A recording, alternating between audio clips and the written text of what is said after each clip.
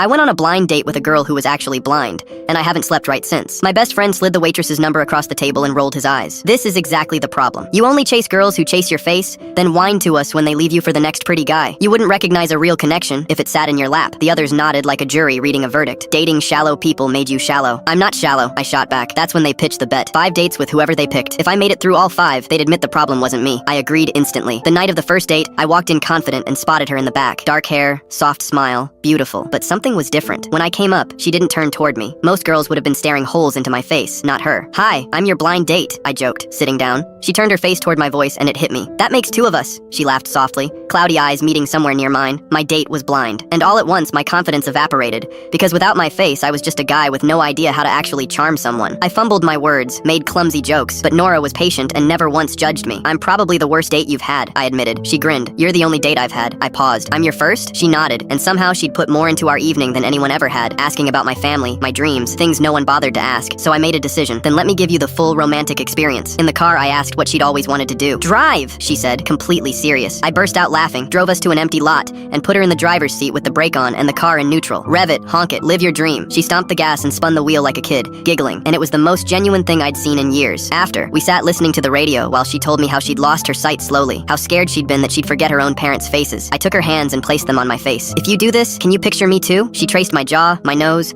and when she reached my mouth, I kissed her fingertip, and we both went shy and red. I couldn't sleep after that. I planned the next dates obsessively, a library where I read cheesy romance lines out loud, and she laughed at everyone, a dinner with her mom who cried the whole time. Then on the 4th date, it went sideways. Heels clicked toward our table, and my blood ran cold. My ex, the walking definition of shallow. "Enjoying your little prank date?" she said, loud enough for the room. Nora's smile dropped. "Prank? It's not like that," I said quickly. "Nora, let me explain." "No need, I get it. Who'd seriously date a blind girl, right?" My ex laughed. I grabbed Nora's hand. "My friends made a stupid bet that I couldn't last 5 dates with a genuinely good person, but the second I met you, I forgot it existed. I've just been trying to make you happy because I fell for you. It wasn't enough." Nora stood, reached for her cane, and gave a cold, quiet, "It's a shame." She walked out and I let her go because I didn't know what else to do. I didn't sleep at all that night. The next morning I went to the one place I knew she'd be, the little radio station where she volunteered reading the news for a community broadcast. I waited until her segment ended and caught her in the hall. "I'm not here for a 5th date to win anything," I said. "The bet's over. I told my friends I lost it on purpose. I'm here because you're the first person who ever asked who I actually am, and I can't stop thinking about it." She was quiet a long moment. "How do I know any of it was real?" So I told her the only thing I had. "The night you drove, you said you were scared of forgetting faces. I went home and realized I'd spent my whole life being a face to people, and not one of them would have remembered mine the way you traced it. You're the first person who saw me with her hands and got the whole thing right." Her cane lowered, her mouth twitched toward a smile. "That was sneaky," she said. "Your voice is all nervous." "My face is probably red too," I said. "You'll have to check." She reached up and did. That was a year ago. My friends never had to admit anything, because I stopped caring about winning the bet the night she revved an engine in a parking lot and showed me what I'd been missing my whole shallow life.